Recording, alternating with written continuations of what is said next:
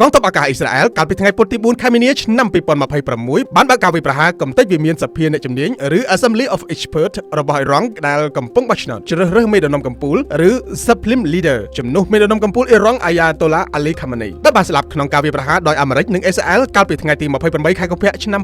2026នេះវាយោងតាមការចុះផ្សាយរបស់សារព័ត៌មាន New York Post សារព័ត៌មាន Times of Israel បានរាយការណ៍ថាគណៈពេលសភាអ្នកជំនាញឬ Assembly of Experts របស់អ៊ីរ៉ង់ដែលមានសមាជិក88នាក់សុទ្ធតែជាបព្វជិតកំពូលក្នុងសាសនាអ៊ីស្លាមមានមូលដ្ឋាននៅទីក្រុងឈូអ៊ុមប្រទេសអ៊ីរ៉ង់កំពុងបោះឆ្នោតជ្រើសរើសមេដឹកនាំកម្ពុជាថ្មីយន្តហោះចម្បាំងរបស់អ៊ីស្រាអែលក៏បានវាយប្រហារអគារនេះយោងតាមការចុះផ្សាយរបស់សារព័ត៌មាន Fox News បានឲ្យដឹងថាការវាយប្រហារនេះបានកើតឡើងនៅពេលក្រុមបព្វជិតកំពូលដែលជាសមាជិកសភាអ្នកជំនាញឬ Assembly of Experts កំពុងរាប់សិលឹកឆ្នោតដើម្បីតែងតាំងមេដឹកនាំកម្ពុជាបន្ទាប់ទោះជាយ៉ាងណាបន្ទាប់ពីការវាយប្រហារទីភ្នាក់ងារសារព័ត៌មានមេរបស់អ៊ីរ៉ង់បានបញ្ជាក់ថាអគារនេះគឺជាសំណង់ចាស់ទ្រុឌទ្រោមដែលសភាអ្នកជំនាញឬ Assembly of Experts លែងប្រើប្រាស់សម្រាប់កិច្ចប្រជុំរបស់ខ្លួនទៅហើយចំណែកឯសារព័ត៌មាន Iran International បានចុះផ្សាយថាប៉ុន្មានម៉ោងបន្ទាប់ពីការវាយប្រហារនេះកើតឡើងសភាអ្នកជំនាញឬ Assembly of Experts បានតែងតាំងកូនប្រុសរបស់លោកអាយ៉ាតូឡាអាលីខាម៉ានីគឺលោកម៉ូតាប៉ាខាម៉ានីអាយុ56ឆ្នាំឲ្យធ្វើជាមេដឹកនាំកម្ពុជាលោកម៉ូតាប៉ាខាម៉ានីស្ថិតក្នុងចំណោមមេទ័ពកម្ពុជាទាំង40នាក់ដែលត្រូវបានវាយប្រហារ